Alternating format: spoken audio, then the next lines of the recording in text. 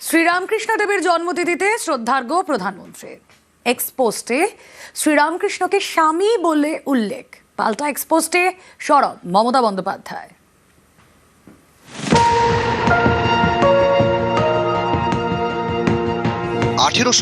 সাল হুগলির কামারপুকুরে জন্ম হয় গদাধর চট্টোপাধ্যায়ের। পরবর্তীকালে তিনি হয়ে ওঠেন শ্রী শ্রী রামকৃষ্ণ পরমহংসদেব। বৃহস্পতিবার তাঁর জন্মতিথিতে এক্স পোস্টে শ্রদ্ধা জানান প্রধানমন্ত্রী নরেন্দ্র মোদী। স্বামী রামকৃষ্ণ পরমহংসজিকে তাঁর জন্ম জয়ন্তীতে শ্রদ্ধাঞ্জলি। উনি যেভাবে আধ্যাত্মিকতা এবং সাধনাকে জীবনের শক্তিরূপে প্রতিষ্ঠা করেছেন তা যুগ যুগ ধরে মানবতার কল্যাণ করবে। তাঁর সুবিচার এবং বাণী সর্বদা অনুপ্রেরণা হয়ে থাকবে। এই পোস্টে রামকৃষ্ণদেবকে স্বামী উল্লেখ করেছেন প্রধানমন্ত্রী। এর পাল্টা এক্স পোস্ট করেছেন মুখ্যমন্ত্রী মমতা বন্দ্যোপাধ্যায়। লিখেছেন, আবারও হতবাক, আবারও আমাদের প্রধানমন্ত্রী বাংলার এক মহান ব্যক্তিত্বের প্রতি তাঁর সাংস্কৃতিক অসংবেদনশীলতাকে আগ্রাসীভাবে দেখিয়েছেন। বৃহস্পতিবার যুগাবতার শ্রী শ্রী রামকৃষ্ণ পরমহংসদেবের জন্মতিথি। তাকে সম্মান জানানোর চেষ্টা করতে গিয়ে প্রধানমন্ত্রী মহান সাধকের নামের সঙ্গে অনুপযুক্ত উপসর্গ স্বামী যুক্ত করেছেন, যেখানে শ্রী রামকৃষ্ণকে ঠাকুর হিসেবেই সম্মান জানানো হয়। ঠাকুর হলেন শ্রী শ্রী রামকৃষ্ণ পরমহংসদেব, মা হলেন মা শারদা এবং স্বামীজি হলেন স্বামী বিবেকানন্দ। প্রধানমন্ত্রীর কাছে বিনীত অনুরোধ, আধুনিক ভারত গড়ে তোলা বাংলার যুগান্তকারী এসব ব্যক্তিত্বদের জন্য নিত্য নতুন উপসর্গ এবং প্রত্যয় আবিষ্কার করবেন না। নিউজ 18 বাংলা। বারবার বাঙালি অস্মিতায় আঘাত, এই নিয়ে রাজনৈতিক দরজা তো হচ্ছে। এই প্রশ্নটাও উঠছে, বাঙালি বিশিষ্টদের সম্পর্কে বলার সময় কেন বারবার এমন ভুল? স্বামী রামকৃষ্ণ পরমহংসদেব, কিন্তু এটা অবিলম্বে ওনার উচিত সংশোধন করা। স্বামী শব্দটা অন্য সন্ন্যাসীদের ক্ষেত্রে সাধারণ অর্থে যে প্রয়োগ হয়, ঠাকুর শ্রী শ্রী রামকৃষ্ণদেবের ক্ষেত্রে সেটা যে প্রযোজ্য নয়, এটা নরেন্দ্র মোদী আর বিজেপিকে কে বোঝাবে? আমি কোনো অশ্রদ্ধার নাকি শব্দ না। গতবার মাননীয় প্রধানমন্ত্রীর টুইটে এই শব্দই ছিল। হিন্দি ভাষী লোকেরা বা উত্তর ভারতের লোকেরা সন্ন্যাসীদেরকে স্বামী বলেন। বাংলা ভাষা আর সাহিত্য বহুত হি সমৃদ্ধ হ্যায়। টার্গেট 26, বাংলা জিততে বাংলার মন জিততেই হবে। তৃণমূল বিজেপি দুই দল বাংলা অস্মিতায় শান দিতে মরিয়া। এরই মাঝে একের পর এক বিতর্ক। বারবার বাঙালি অস্মিতায় আঘাতের অভিযোগ। বৃহস্পতিবার এক্সে পোস্ট করেন প্রধানমন্ত্রী।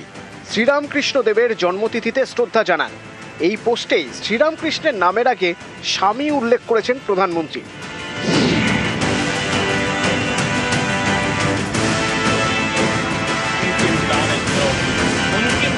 এই প্রথম নয়, এর আগেও বাঙালি মনীষীদের নাম নিয়ে বিতর্ক হয়েছে।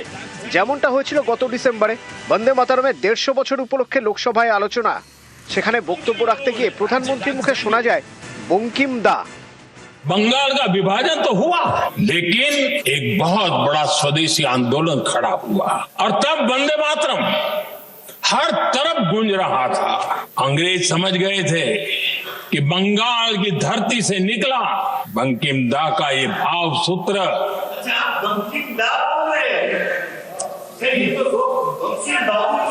बंकिम बाबू बोले, अच्छा thank you thank you thank you thank you thank you, आपकी भावनाओं के लिए मैं आदर करता हूं। बंकिम बाबू ने थैंक यू दादा, थैंक यू। हाँ,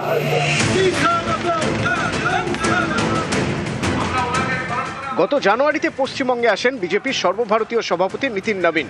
রবীন্দ্রনাথ ঠাকুরের নোবেল পুরস্কার নিয়ে মন্তব্য করে বিতর্কে জড়ান। मैं कह सकता हूं, जिस कवि गुरु ने इस राज्य को ही नहीं पूरे देश को शिक्षा की नई पद्धति दी, जिसके लिए नोबेल शांति पुरस्कार दिया गया, वैसे आज रविंद्रनाथ ठाकुर जी को भी स्मरण कर रहा हूं।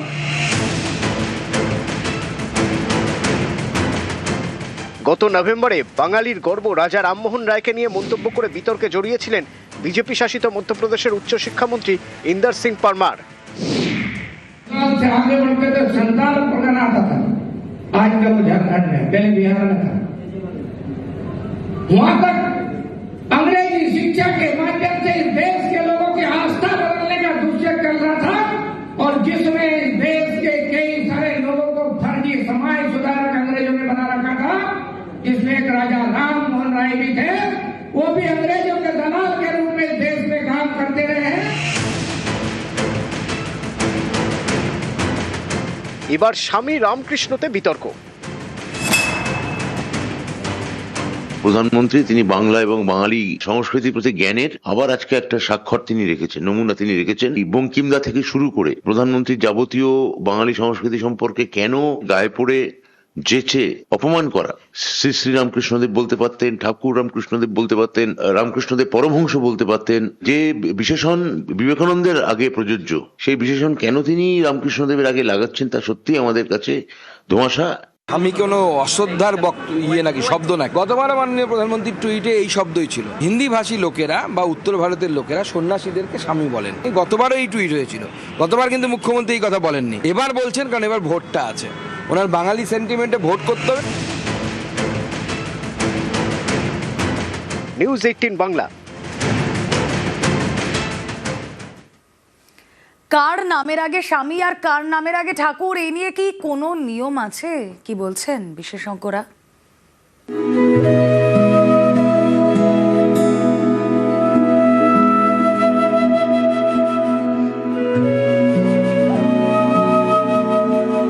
ঠাকুর রামকৃষ্ণদেব, তার শিষ্য স্বামী বিবেকানন্দ, একজন সাধক আর একজন সন্ন্যাসী।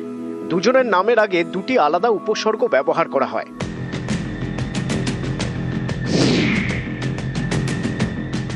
বৃহস্পতিবার শ্রীরামকৃষ্ণের নামের আগে স্বামী উল্লেখ করে এক্সে পোস্ট করেন প্রধানমন্ত্রী, জানিয়ে শোরগোল। ঠাকুর এবং স্বামী দুটি আলাদা শব্দ, দুইয়ের অর্থ কাছাকাছি কিন্তু ব্যবহার অন্যরকম। স্বামী কথার একটি অর্থ হলো প্রভু, যিনি স্বাধীন চেতা, যাকে সর্বোচ্চ শ্রদ্ধা জানানো যায়, যেমন স্বামী বিবেকানন্দ। স্বামী কথাটার মানে হচ্ছে প্রভু। বিবেকানন্দের পাশে যে স্বামী নামটা দেখে পাশ্চাত্যে যখন বক্তৃতা দিতে গিয়েছিলেন, তখন কলকাতার মানুষেরা স্বামী বলতে অন্য কোনো সাউথ ইন্ডিয়ান কোনো মনীষী বা সাউথ ইন্ডিয়ান কোনো পণ্ডিত ব্যক্তির নাম মনে করেছিলেন। ঠাকুর কথার অর্থ যিনি ঈশ্বরের অবতার। রামকৃষ্ণ দেবের নামের আগে তাই ঠাকুর শব্দটি ব্যবহার করা হয়। আমরা ঠাকুর বলতে অভ্যস্ত, অবতার বলতে অভ্যস্ত, অবতার বরিষ্ঠ বলতে অভ্যস্ত। শ্রীরামকৃষ্ণ অনেক আখ্যায়িত করেন, সেক্ষেত্রে হয়তো সে যে শব্দটি ব্যবহার করা উচিত ছিল, ঠাকুর শ্রীরামকৃষ্ণ, দেব মানব শ্রীরামকৃষ্ণ, অবতার শ্রীরামকৃষ্ণ, এই রকম শব্দগুলি তিনি হয়তো ব্যবহার করতে পারেন। সেটাতে কাউকে ছোট করা হয় না। নিউজ 18 বাংলা। সামনে বিধানসভা নির্বাচন, কোমর বেঁধে প্রচারে তৃণমূল বিজেপি। সোশ্যাল মিডিয়ায় তাদের অ্যানিমেটেড ভিডিও বাঘিনী দিদি, এছাড়াও তৈরি করেছে 35 মিনিটের ফিল্ম লক্ষ্মী এলো ঘরে।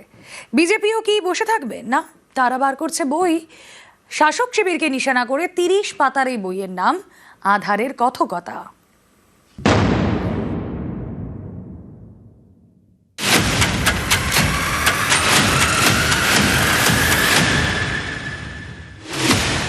সামনেই ভোট, সোশ্যাল মিডিয়ায় জোর প্রচার, তৃণমূলের অ্যানিমেটেড ভিডিও বাঘিনী দিদি।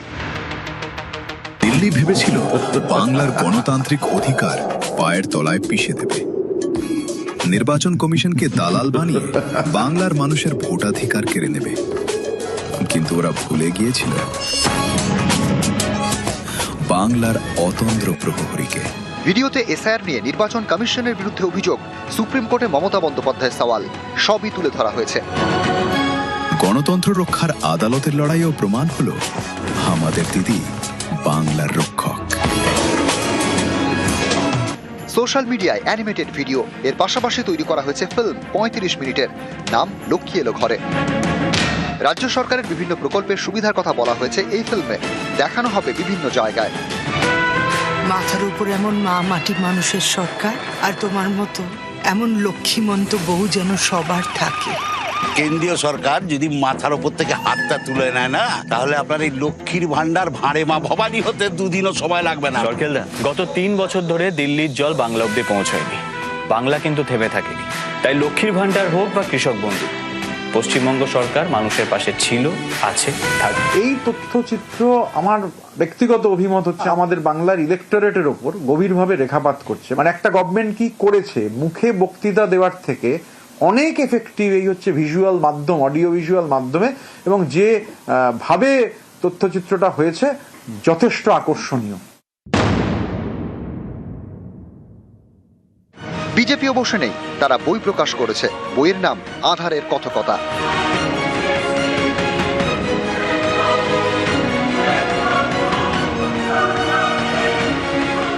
বাংলা এবং ইংরেজিতে বই, 30 পাতার। জেলায় জেলায় এই বই বিলি করবে বিজেপি। এই বইয়ে নারী নিরাপত্তা, স্বাস্থ্য, শিক্ষা সহ বিভিন্ন ইস্যুতে শাসক দলকে নিশানা করা হয়েছে। আমরা চার্জশিট প্রকাশ করছি বিভিন্ন জায়গাতে, আমরা সমস্ত কিছু তুলে ধরবো। শুধু তাই নয়, আমাদের যে ম্যানিফেস্টো অর্থাৎ সংকল্পপত্র, সেই সংকল্পপত্র আমরা বাংলা জনগণের সামনে আনবো যে আমরা কি করব। আমরা শুধু মমতা বন্দ্যোপাধ্যায় কি পারেননি বা ওনার সরকার কি পারেননি সেটা বলছি না, আমাদের কি লক্ষ্য সেটাও আমরা করব। আবির ঘোষাল এবং সুস্মিতা মণ্ডল, নিউজ 18 বাংলা। ভোটের আগে খয়রাতি নিয়ে সমালোচনায় সরব সুপ্রিম কোর্ট। তামিলনাড়ুর এক মামলায় ভোটের আগে খয়রাতি নিয়ে কড়া মন্তব্য করেছেন প্রধান বিচারপতি সূর্যকান্ত। তামিলনাড়ুতে বিনামূল্যে বিদ্যুৎ সরবরাহের প্রস্তাব দিয়েছে ডিএমকে। সেই প্রস্তাব চ্যালেঞ্জ করে রিট পিটিশন দাখিল করে রাজ্যের বিদ্যুৎ সংস্থা। নির্বাচন এলেই খয়রাতির ঘোষণা বেশি করে হয়। মামলায় কড়া মন্তব্য প্রধান বিচারপতির বেঞ্চে। দেশের আর্থিক উন্নয়নের পথে বাধা খয়রাতি সংস্কৃতি, কড়া সমালোচনা প্রধান বিচারপতির বেঞ্চে।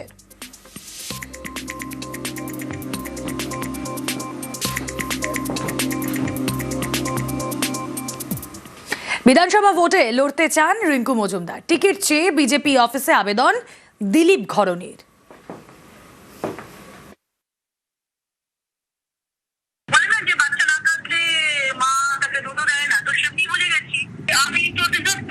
আমি স্বতঃস্ফূর্তভাবে ডেডিকেটেডলি একদম গ্রাউন্ড লেভেলে প্রত্যেকটা মানুষের সাথে কানেক্ট করে আমি কাজ করছি। দল আমাকে 12-13 বছরের মধ্যে আমাকে একটা পঞ্চায়েতের মেম্বারের টিকিট দেওয়ার প্রয়োজন মনে করেনি।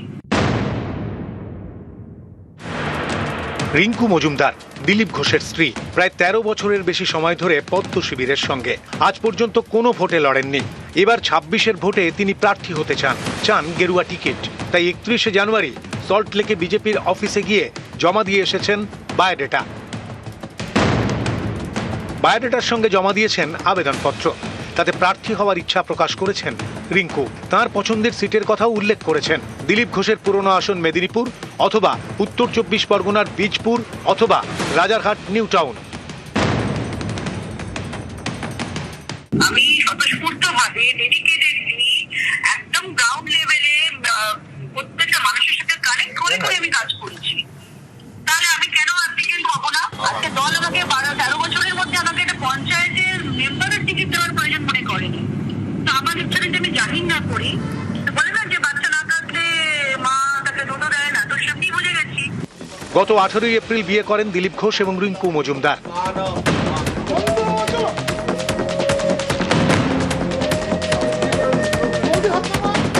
2007 সাল নাগাদ বিজেপি যুব মোর্চার সঙ্গে ছিলেন রিঙ্কু।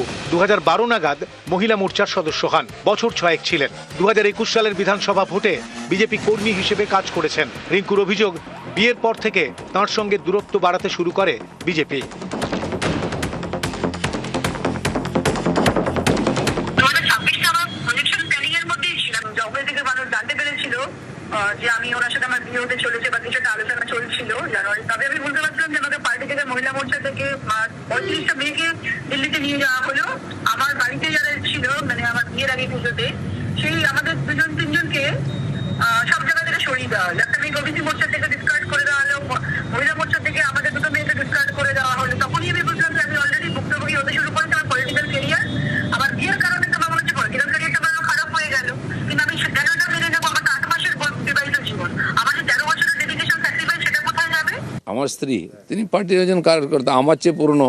আমি এমএলএ এমপি হয়ে গেলাম, ওনার একবার হওয়ার ইচ্ছা আছে। পার্টির হাজার হাজার লোক অ্যাপ্লিকেশন করেছেন, কর্মীরা, যে কেউ করতে পারে। পার্টি ঠিক করবে কাকে কোথায় ক্যান্ডিডেট করবে। রিঙ্কু মজুমদার তিনি লড়তে চান বিধানসভায় এবং আগামী দিনে রিঙ্কু নিয়ে বঙ্গ বিজেপির কি ভাবনা, কি সিদ্ধান্ত হতে চলেছে সে বিষয়ে এখনই মুখ খুলতে নারাজ বঙ্গ বিজেপি নেতৃত্ব। সময় উত্তর দেবে, জানাচ্ছেন বিজেপি নেতৃত্বের একাংশই। ক্যামেরায় খোকনের সঙ্গে সুস্মিতা, নিউজ 18 বাংলা, কলকাতা। ভোটের মুখে দলবদল, তৃণমূলে যোগ দিলেন কার্শিয়াঙের বিজেপি বিধায়ক বিষ্ণুপ্রসাদ শর্মা। দলবদলের পরই ধর্মের রাজনীতি বঞ্চনার অভিযোগে বিজেপিকে তোপ বিষ্ণুপ্রসাদের। আপনাদের যে স্বপ্ন আছে একটা উন্নত সমাজ, সেই উন্নত সমাজ, উন্নত ভবিষ্যৎ, উন্নত প্রজন্ম, এইসব পরিকল্পনা নিয়েই আমি আজকে টিএমসি পার্টিতে ঢুকেছি। আমি জানি আমি যে দলে ছিলাম সে দল থেকে কেন্দ্র থেকে টাকা পাঠাইতো না, তার সত্ত্বেও এখানে উন্নয়নের কাজ থামেনি। 5 বছর সেখানে বসে অনেক দেখলাম, আমাকে অনেক ব্যথা হয়তো আমাকে এইখানে ধর্মের রাজনীতি করতে হচ্ছে, তার জন্য স্লোগান দিতে হচ্ছে। আমরা যে বিশৃঙ্খল রাজনীতিতে যাচ্ছি এটা আমাকে ভিতরে ভিতরে পিঞ্চ করতো। বিষ্ণুপ্রসাদের দল বদলে গুরুত্ব দিতে নারাজ বিজেপি নেতৃত্ব। ওই লোকটা 2024-এ রাজু বিস্তার বিরুদ্ধে নির্দল প্রার্থী ছিল। 20 লক্ষ ভোটারের মধ্যে 5000 ভোট পেয়েছে। ওকে ওখানে কার্শিয়াঙে টিকিট দেওয়া হবে, উত্তরবঙ্গে বইনি হবে না, আমি আপনাকে বলে দিলাম। 54-র মধ্যে 45-এর উপরে ভারতীয় জনতা পার্টি পাবে, আমার নাম করে লিখে রাখবেন, রাখবেন। তারপরেও 5-7টা যা পাবে ও অন্যরা পাবে, তৃণমূল ওখানে 0 পাবে। 54-তে 0 হবে, মালদা থেকে আলিপুরদুয়ার, কোচবিহার 0 হবে, আমি আপনাকে আজকে বলে। যুবসাথীর লাইনে বিজেপি নেত্রী, পুরুলিয়ার বান্দোয়ানে মন্ডল 2-এর বিজেপি সহ সভানেত্রী মল্লিকা ভূঁইয়া। গতবার পঞ্চায়েত সমিতির ভোটে বিজেপির প্রার্থী ছিলেন তিনি। আজ বান্দোয়ানের বড়া বাজারে যুবসাথীর ক্যাম্পের লাইনে দাঁড়িয়েছিলেন বিজেপি নেত্রী মল্লিকা ভূঁইয়া। সংস্কৃত অনার্সে MA পাস। রাজনৈতিক মতবিরোধ থাকলেও সরকারি প্রকল্পের সুবিধা পেতে যুবসাথীদের নাম নথিভুক্ত করেছেন, জানান বান্দোয়ানের মন্ডল 2-এর বিজেপি সহ সভানেত্রী মল্লিকা ভূঁইয়া।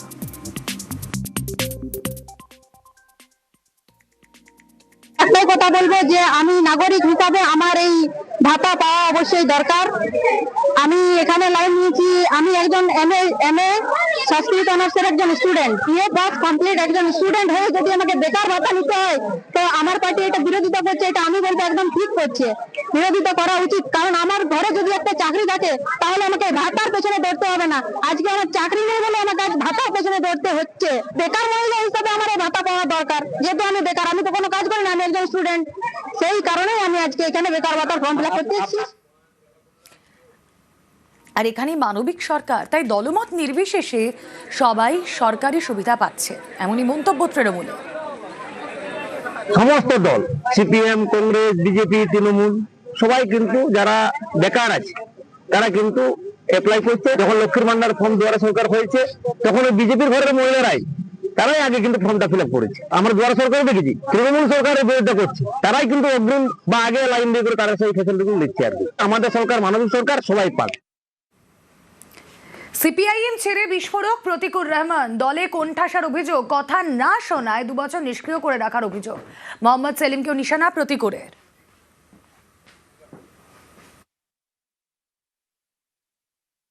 দলের সঙ্গে তো আমার কোনো বিরোধ নেই। দলের মধ্যে কিছু নির্দিষ্ট ব্যক্তি যাদের কঠোর করে রেখেছে এবং যেখানে কোনো প্রশ্ন করা যাবে না, সেই প্রশ্ন না করার কারণে আমাকে কর্নার করে দেওয়া হলো। যে মিটিংয়ে, রাজ্য কমিটির মিটিংয়ে কি বলতে হবে সেটা আমি বলিনি বলে আমাকে ডেমনা লোকসভা কেন্দ্রে ঢুকতে দেওয়া হবে না নির্বাচনের পর থেকে। আমি টানা 2 বছর বসে আছি, আমার নির্দিষ্ট কোনো দায়িত্ব নেই, কোনো ফ্রড নেই। আমি আমার লড়াইটা দলের মধ্যে লড়তে চেয়েছিলাম যে ভাই আমার এই সমস্যা হয়েছে। আমি রাজ্য সম্পাদকের চিঠি দিলাম এবং হোয়াটসঅ্যাপ গ্রুপে দিলাম। 1 ঘন্টা 8 ঘন্টার মধ্যে সোশ্যাল মিডিয়াতে চলে এলো আমি তো মোহাম্মদ সেলিমকে চিঠি দিয়েছি। তাহলে মোহাম্মদ সেলিম কেন আমার সঙ্গে বসছেন না, ভয় পাচ্ছেন কেন? এ তো হোয়াটসঅ্যাপের গ্রুপের খবর, বিমানদার সঙ্গে খবর যেভাবে বের হয়ে গেল, এ তো সর্ষের মধ্যে ভূত না ভূতের মধ্যে সর্ষে বোঝা যাচ্ছে না। আমার তো এখন মনে হচ্ছে ওনার সময় হুমায়ুনের সঙ্গে মিটিং করার জন্য ওনার সময় হতে পারে, হুমায়ুনের সঙ্গে বসবার জন্য ওনার সময় হতে পারে, প্রতিকুর রহমানের বসবার জন্য ওনার সময় হতে পারেননি। সিপিআইএম ছেড়ে এবার কোন পথে প্রতিকুর রহমান? প্রতিকুরের ইঙ্গিতপূর্ণ মন্তব্যে জোর জল্পনা। আমি প্রথম ভেবেছিলাম রাজনৈতিক সন্ন্যাস নেব, কিন্তু গত 2-1 দিন ধরে যেভাবে দেখলাম যে আমি তো মৌচাকে ঢিল মেরেছি, তো ফলে মৌমাছি কামড়াবে। ভিমরুলের হুল ভীষণ বিষাক্ত, সেই হুল আমাকে ফোটাচ্ছে, এত অতিরিক্তভাবে ফোটাচ্ছে। আমার এখনো মনে হচ্ছে যে ভাই আমাকে যখন যদি মৌচাকে মৌমাছি কামড় দেয় তো আমার ডাক্তারের কাছে নিয়ে যাওয়ার জন্য 2টো লোক লাগবে, স্ট্রেচার লাগবে, অ্যাম্বুলেন্স লাগবে, হসপিটাল লাগবে। তো আমি যদি একা হয়ে যাই আমাকে কে নিয়ে যাবে? তখন তো আমি এমনি মৌচাকে কামড় খেয়ে গেলে মরে যাব। তো বলে মনে হচ্ছে সার্ভাইভ করবার জন্য রাজনৈতিক প্ল্যাটফর্ম প্রয়োজন আমার। যে উদাহরণটা দিলেন সেটা হচ্ছে আপনি যার বিরুদ্ধে লোকসভায় লড়াই করেছিলেন তিনিও বলতেন যে পাড়ায় পাড়ায় সমস্যা হলে সাহায্য করার জন্য তৃণমূল কংগ্রেসকে দরকার। তাহলে কি পথের বাঁকে গিয়ে তৃণমূলেই যাবেন? জানি না, এখন সময় বলবে। ছিল পার্টি অফিস, সেটাই এখন মুদিখানার দোকান। শুনতে অবাক লাগলেও এটাই হয়েছে। পানিহাটিতে পার্টি অফিস দখলের অভিযোগ নেতার বিরুদ্ধে সরব দলেরই একাংশ। পানিহাটি পুরসভার 15 নম্বর ওয়ার্ডের শান্তিনগরে এটাই ছিল তৃণমূলের পার্টি অফিস। তৃণমূল কর্মীদের সঙ্গে নিয়ে এই পার্টি অফিস তৈরি করেছিলেন প্রয়াত নেতা কাজল সিনহা। অভিযোগ, সেই পার্টি অফিসে রাতারাতি দখল হয়ে গিয়েছে।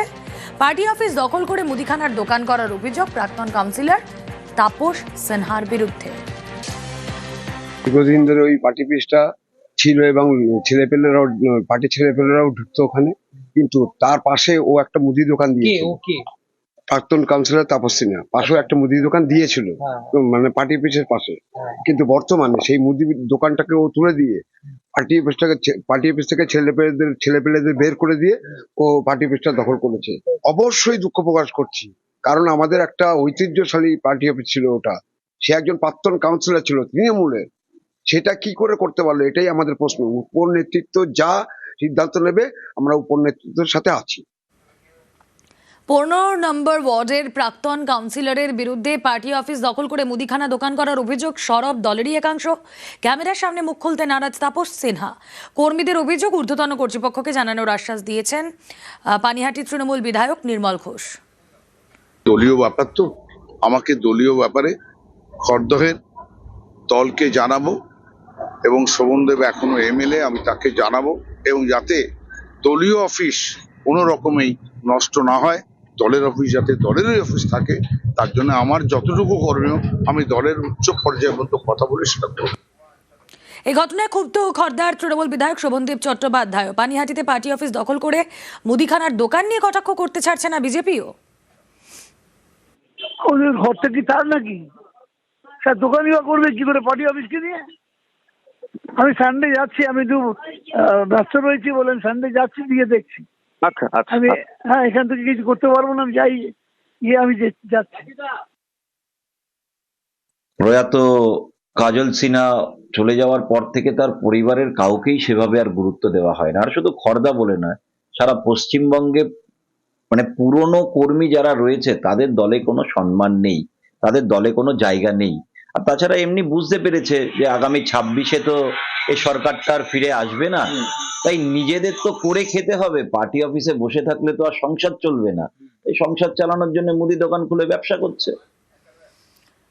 চূড়ান্ত ভোটার তালিকা প্রকাশে কি আরো দেরি হবে এই প্রশ্ন উঠছে। তার কারণ এসআইআরে 60 লক্ষ অভিযোগের নিষ্পত্তি এখনো বাকি। তাহলে সময়ের মধ্যেই কি সব অভিযোগের নিষ্পত্তি আদৌ হবে? সংশয়ে খোদ রাজ্যের সিইও দপ্তর। এখনো পর্যন্ত কি আভাস পাওয়া যাচ্ছে জানার চেষ্টা করি। প্রতিনিধি সোমরাজ বন্দ্যোপাধ্যায় রয়েছেন সঙ্গে। সোমরাজ, দেখো এখনো পর্যন্ত প্রায় 60 লক্ষ ভোটারের অভিযোগের নিষ্পত্তি বাকি রয়েছে, যার মধ্যে দেখা যাচ্ছে 5 লক্ষ ভোটারের নথি যা এখনো অভিযোগ নিষ্পত্তি বাকি রয়েছে জেলা শাসকের তরফ থেকে। এছাড়াও দেখা যাচ্ছে ইআরওদের কাছে প্রায় 25 লক্ষ নথি পড়ে রয়েছে যেগুলির নিষ্পত্তি বাকি রয়েছে। এছাড়াও নিষ্পত্তি হয়ে গেছে কিন্তু তারপরেও মাইক্রো অবজারভার এবং রোল অবজারভারদের আপত্তি রয়েছে, যেখানে মনে হয়েছে এখনো পর্যন্ত 30 লক্ষ ভোটারের আবারও নথি পুনর্যাচাই করা প্রয়োজন এবং সেগুলিরও অভিযোগ নিষ্পত্তি করতে হবে। অর্থাৎ সেক্ষেত্রে মোট প্রায় 60 লক্ষ ভোটারের অভিযোগের নিষ্পত্তি বাকি রয়েছে। এবং সেই জায়গা থেকেই রাজ্যের মুখ্য নির্বাচনী আধিকারিককে মনোজ কুমার আগরওয়াল তিনি জানাচ্ছেন যে প্রয়োজনে চূড়ান্ত ভোটার তালিকা প্রকাশের সময়সীমা বাড়ানো হতে পারে, কারণ অভিযোগের নিষ্পত্তির সময়সীমা 21শে ফেব্রুয়ারি পর্যন্ত রয়েছে, কিন্তু আগামী 48 ঘন্টার মধ্যে সেটা কি করে সম্ভব তা নিয়ে সংশয় মুখ্য নির্বাচনী আধিকারিকের দপ্তরে। বেশ, 21শে ফেব্রুয়ারি অভিযোগের নিষ্পত্তির শেষ দিন। এখনো 5 লক্ষ নথি যাচাই করেননি ডিএমরা। 25 লক্ষ নথি ইআরওদের কাছে জমা রয়েছে। 30 লক্ষ ভোটারের নথি ফের যাচাই হবে। তবে কি ফের বাড়বে সময়সীমা? প্রশ্ন থেকেই যাচ্ছে।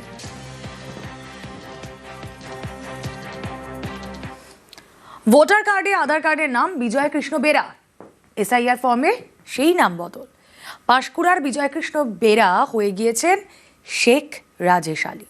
এর জেরে তাকে শুনানিতেও যেতে হয়েছে। অভিযোগ, নির্বাচন কমিশনের গাফিলতির কারণেই এই ভোগান্তি।